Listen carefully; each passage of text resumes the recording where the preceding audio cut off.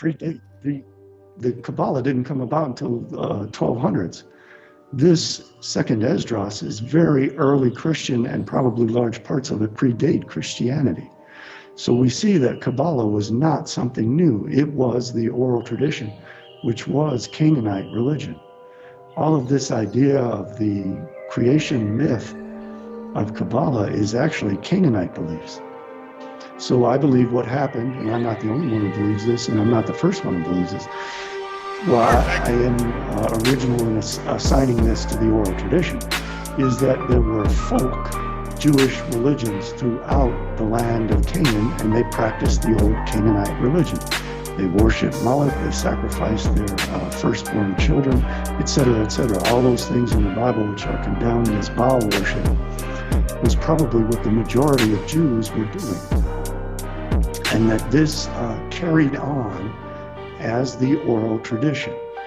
And some of the priests condemned it and wrote down the Torah, which is the written tradition, but the oral tradition was the actual beliefs of the majority of Jews, and the rabbis preserved it. And there were rabbis throughout Canaan, throughout Palestine, who preserved all of this, and then immediately wrote it down in the form of Christianity, and then immediately after that in the form of the Midrash, and then they added the Gemara to the Midrash to produce the Talmud. And that was how all of these Canaanite beliefs started to get written down. And then later, another man fabricated the Zohar and created Kabbalah.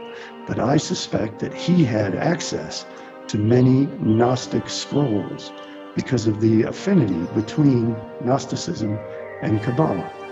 And I think they were simply reviving the Canaanite religion in the form of Gnosticism that became Kabbalah. And now as we discovered the Qumran and we discovered the Nag Hammadi, we can see that all of these Kabbalistic doctrines, which were referred to in some of the writings against the heretics that were produced by the early church fathers, had to have been known by the Kabbalists. And they probably preserved these texts from the Gnostic tradition on down, and they probably still have them. And many of their symbols probably relate to all of this. And that's another thing that reveals that Jesus is the serpent. One of the old Gnostic symbols of Jesus is Abraxas. If you Google image that, you'll get pictures of him. And he has legs which are serpents.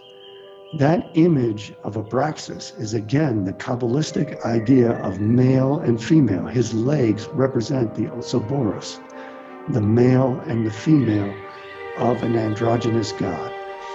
In the Ouroboros, you have the head of the snake on the left. That is the female of the Sephirot. That is Shekinah. Shekinah is consuming the male, the phallic symbol of the tail of the snake, which is Yahweh.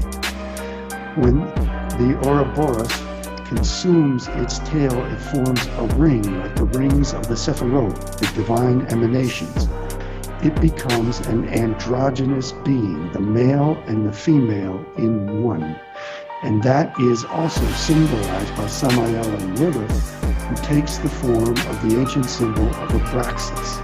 That is what Baphomet was crafted out of. Yeah, Baphomet is androgynous as well. Now those two legs as snakes can rise up above his head and become horns, and when they do that, they form the Baphomet that Alephius Levi concocted in the 1800s. See how the horn is actually the heads of the two snakes, which are his legs, and the rooster's head, that is Abraxas. That was the original Gnostic symbol for Jesus Christ, and it has breasts.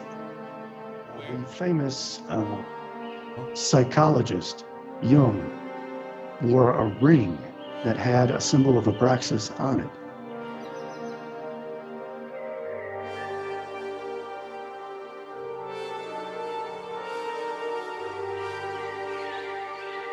They have tricked Gentiles into worshiping Satan in the form of Jesus Christ.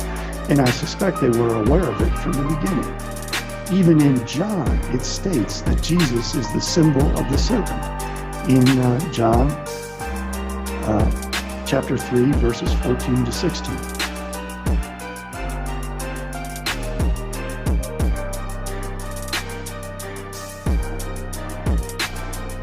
So that's not controversial, Adam. Again, look up Moses and serpent. You'll see the serpent on the cross. That's what he means by the Son of Man must be lifted up. That means crucified. Just as Moses placed the brazen serpent on the cross to chase off the snakes which were cursing the Israelites, so Jesus Christ must be lifted up like that snake.